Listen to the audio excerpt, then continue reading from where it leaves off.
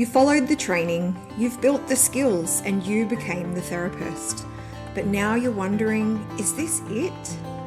Beyond the therapy room is where we have the conversations most therapists are thinking, but not saying out loud. There's Skye, psychologist and mentor, and Ali, counsellor and tantric healer, bringing two perspectives, clinical and intuitive, structured and expansive. We talk burnout, identity, spirituality, business, relationships, and what happens when you stop playing by the rules that you were trained in. This is for the therapist who knows there's more. Two different paths, two different perspectives, but the same truth. There's more available to you than the box you were trained in. Here we are, back for another episode of Beyond the Therapy Room. And we thought today it might be really great to talk a little more in depth around those identities that we keep bringing up. You know, we've mentioned the people pleaser, the overachiever, we've mentioned the over-controlling part, and many more. So we thought we'd just have a little bit of chat today about how those identities and parts of us show up and either contribute to the therapeutic space and or maybe even get in the way of therapeutic alliance. And growing beyond the room too. Yeah, because here's the thing, me as a therapist, I'm a human too, so I've got all kinds of different parts and conditioning and patterns within me. And often when we're sitting with and supporting our people, we can see and hear and mark those showing up in the therapeutic space. Absolutely. And it's great and it's important to be able to assist somebody to really see that part themselves too. So it's been helpful for me to understand and really clarify what they are. Could you help people who are listening, Skye, to understand a little bit more about the people pleaser part? I know that's been a big one that's shown up for you and you've really come to know that part of yourself so well. Yes, we've got very intimate together. I think for me, I didn't actually realise people pleasing was there until I went to uni and started being a psychologist, and then had my own person, and they just kind of started to reflect and highlighted the different parts that started showing up in the therapy room.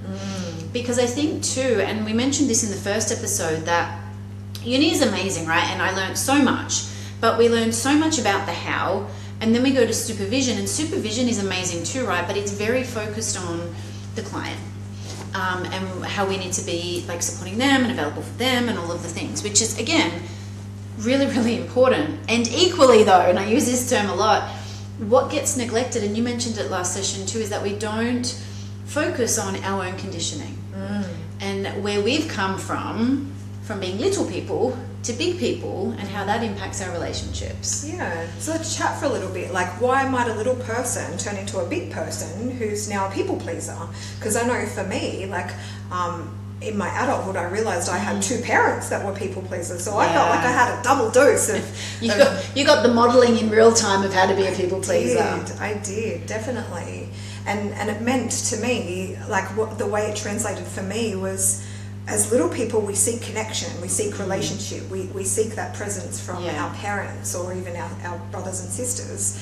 And sometimes we want to do whatever we can to get that approval or that acceptance or that connection and relationship, right? Yep.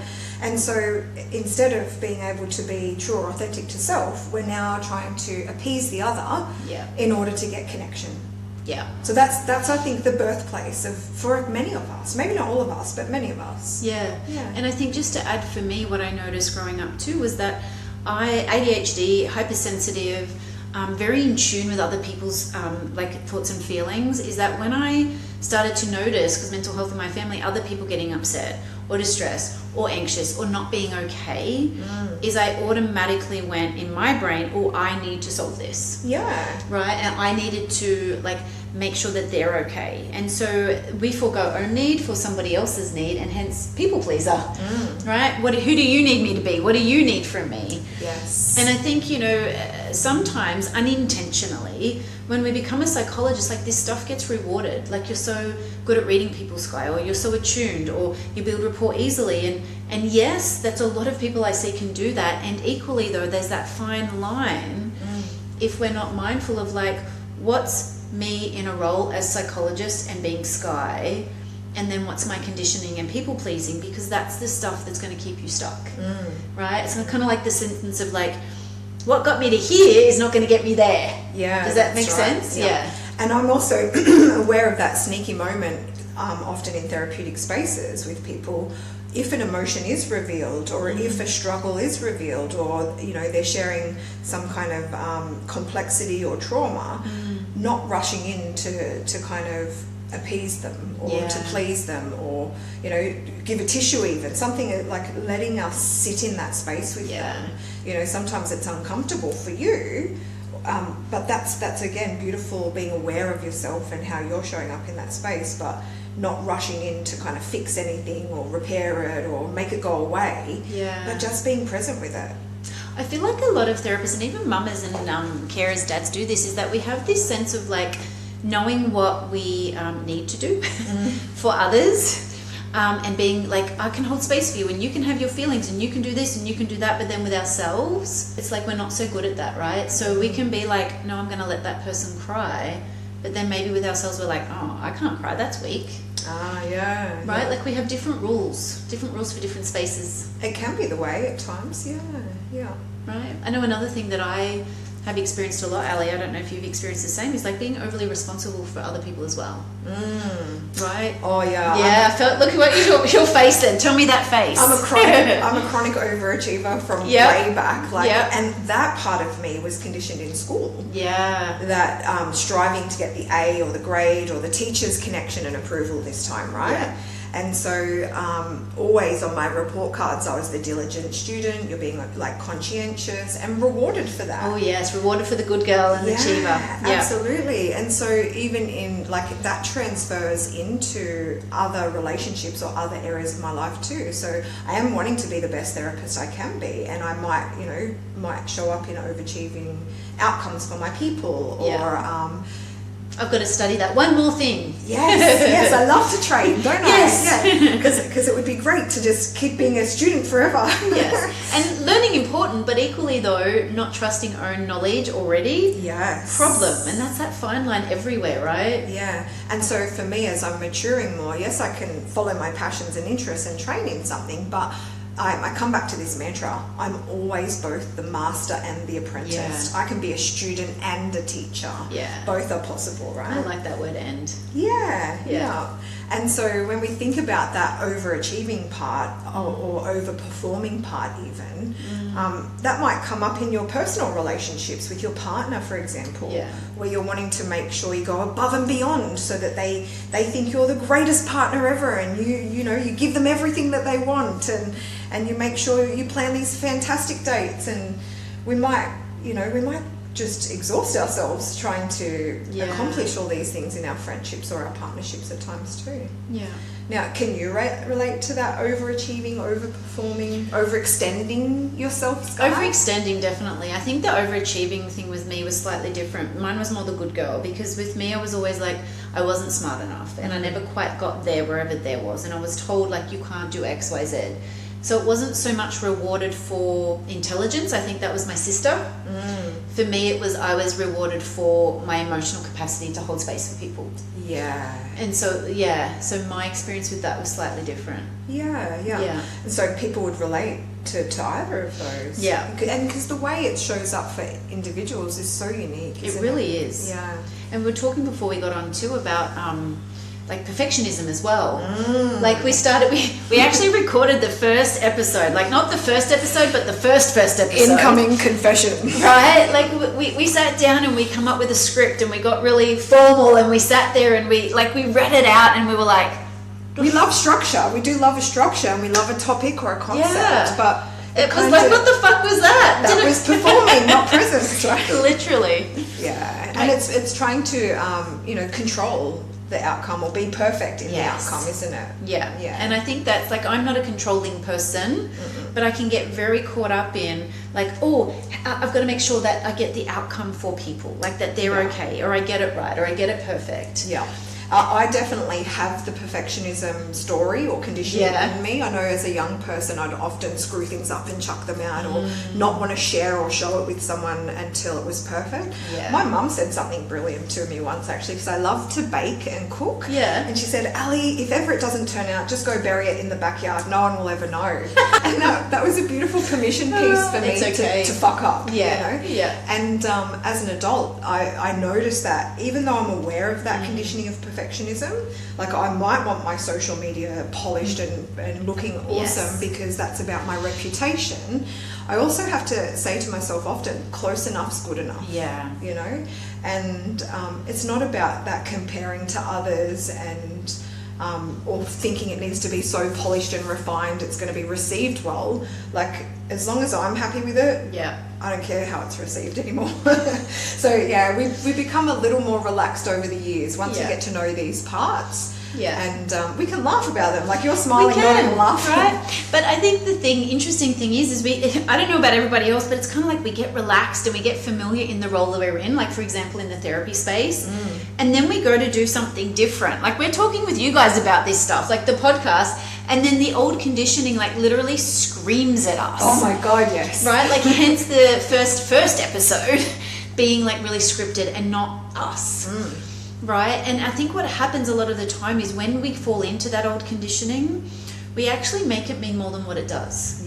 Like, we get caught up in this idea of like, oh my God, like I've already done the work. Why am I still being a people pleaser? Or why am I still caught up in perfectionism? Or, oh, it must mean that we shouldn't do the podcast, Ali. Because we got the first one was really horrible. So let's just like, chuck it out. Chuck the baby out with the bathwater. Right? And I think so many of us, that's where the block happens without us even realizing it. And instead of us seeing it as like identity block, we actually language it in real time as, I'm too busy. It's not the right time.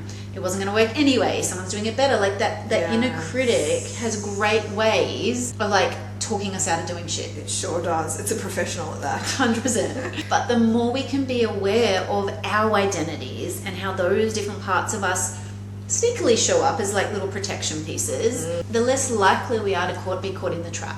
Exactly right. Right. And the more willing we are to stretch ourselves beyond those limitations, to feel the fear and go do something anyway. You know? So if we run through them, like if you think about, because we're both in business, so that's probably good, and we're talking to therapists, right? So it's probably a good space to think of, like, do you know for you, how does the people pleaser or the good girl show up in real time and impact a business? Like, the first one that comes to my mind for me is financial, right? Because I did get, when I was first started, like so caught up in like, oh my God, I can't charge too much. And that's not okay. And nobody's going to come. Nobody's going to want to pay for that. And I can't charge that cancellation fee because then that person might not come back. And then I can't put my fees up because that conversation's too hard. And like, it was just all of these stories that I made up in my head that actually kept me capped financially, and not realizing it, that it was the people pleaser in real time. I can totally relate to that too with money. And let me add to that, the type of client base that you accept. You know, so for me, I might know which type of people are my no-go type of people. But if I'm people pleasing, I might notice that I'll accept that type of client regardless of what my... Everybody. They all need me, or they could benefit from me, or, you know, sometimes you would be aware, sometimes what you've been through in your own life might be a really, you might be able to pay it forward and support other people through that kind of thing. But if that's too personally triggering for you, or it's too close to your client's experience, then it's a no. You know, but don't get caught up in the people pleasing of just accepting it because they need it or they want it or it's right for them. It's got to be right for you too. And I think too, in my brain, when you were talking, it was also, I'm less available. Like, if I go and do a podcast, and like today, if we take 2 hours out of our therapeutic space time, right, that we used to, then I'm taking something away from someone. Right? And I would be really caught up in like, okay, I'm taking it away from my kids, or I'm taking it away from my clients, or my hubby, or whoever it might be. I'll let others down. So when we go to grow and do something different, we don't allow ourselves that space to be like, oh, I'm allowed this time to do something different. Oh, yeah, absolutely. So one of the other parts... Yeah, what did your brain just do? Yeah, I'm coming back to that controlling part because I noticed we hadn't really shared about that. Tell me about that. What's coming in your mind? Yeah, so what's landing for me is I don't actually have this kind of controlling part, but I've seen it show up in the therapeutic space so much and in my personal life as well. Yeah. Where people might feel a sense, like the biggest theme that I think comes through with this is they might feel a sense of being out of control internally. Yeah. Or, you know, with their own emotional, psychological, mental states. So they'll tend to over-control externally. Have you seen that pattern, Scott? Yeah. Yeah. This is where I see, and I've worked with other therapists around like the micromanaging or the lack of delegating. So there's this sense of like, because when you start a private practice, sorry, I talk in long-winded sentences, ADHD, but when you start a private practice, you're many roles. You are. Right? You're wearing all the hats. Admin, social media, bloody cleaner, whatever it might Receptionist. be. And I think that controlling nature or identity, it keeps you bottlenecked because there's no time or space, because you don't delegate. You don't give other people that trust or permission or whatever to do other parts of your business because you're so busy either doing it all and controlling it or micromanaging the other people doing the thing. Yeah, exactly. Yeah, and some of these parts are so meshed in with each other because, you know, that people pleaser or not setting a boundary or not saying no or taking on too much, like they're all working in partnership sometimes. Absolutely. They're all fucking best friends over here and you're like, what are you doing to me? Yeah. So before Skye and I even hit the record on this podcast, like I don't find myself to have that overly controlling type part. But I do find myself on the receiving end of that from others a lot of the time. So I have this subservient or submissive type nature about me that's happy to go with the flow and just do whatever you want, you know? Like, I'm easy. It's all good. Yeah. And that often will show up both in and outside of the therapy room too, because we don't want to always go off with where our clients like taking us. Sometimes we might need to lead them to a certain place, or maybe they're trying to avoid sitting with their feelings, but me guiding them back to that is actually the most therapeutic thing I could do right now. Yeah. And then how that translates outside of the room again in your, like as a mama, that shows up for me a lot. Yeah. Because if I'm overly submissive or not managing, delegating or controlling the household, for example, I'm not getting the support I need from my young adults in the house. Or what also came into my brain too, Ali, and I know you won't care if I share this, is like before we even started today's session, it was like, well, Skye, what do you think?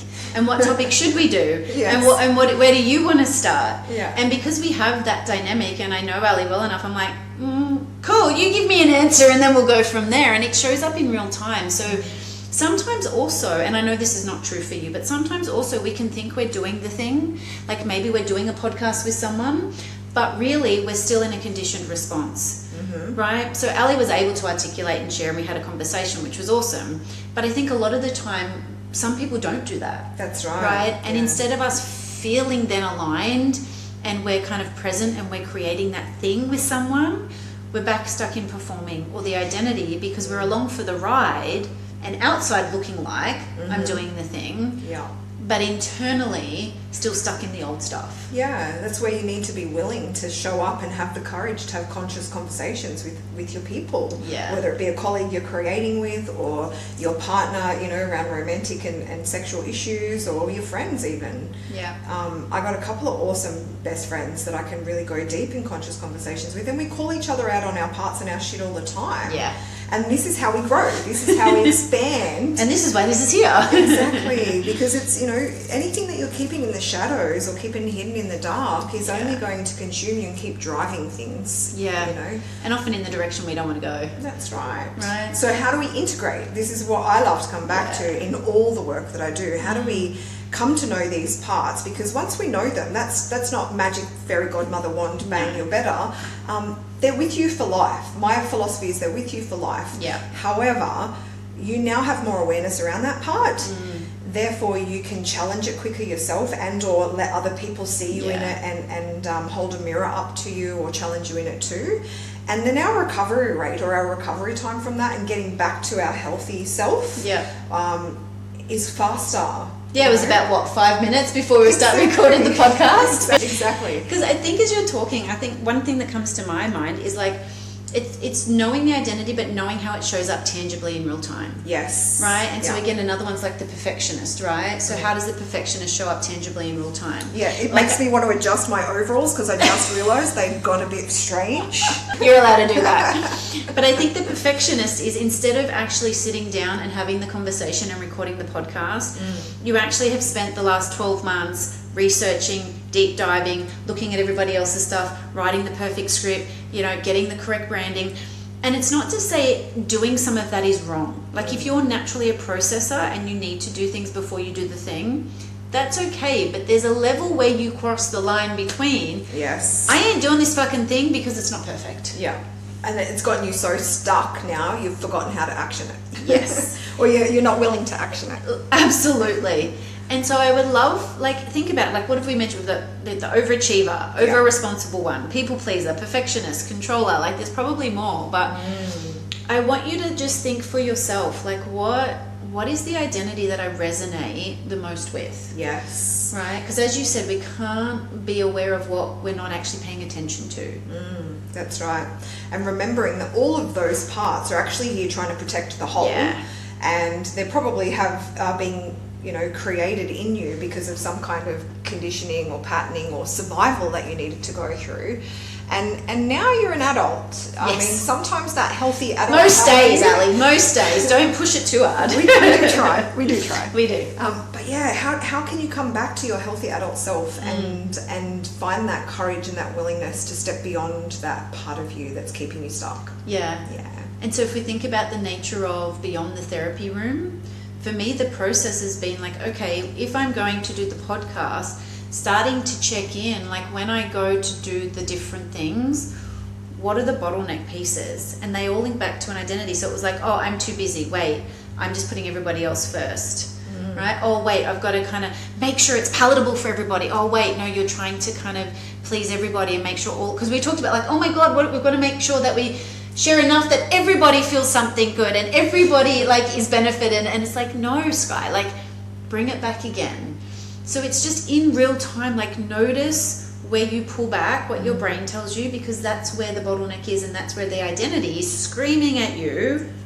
Danger. Yeah. Don't go there. Scary, new, different. Yes. Yep. But we're going to be brave. We're going to be brave and we're going to keep feeling these things. We're going to have the conversations, people. And action them anyway. And if you have conversations in your mind or that you're having with other therapists that you want us to share on here or that you want us to kind of be hey, what's Ali and Skye's opinion on this one? Yeah, reach out. Send us a personal message on our Instagram page. We'd love to respond to you there and see if we can answer your query. And over the next few weeks, I want you to pay attention to where is your bottleneck? What is the identity that is blocking you from actually stepping outside of the therapy room? Yeah. Good luck with that.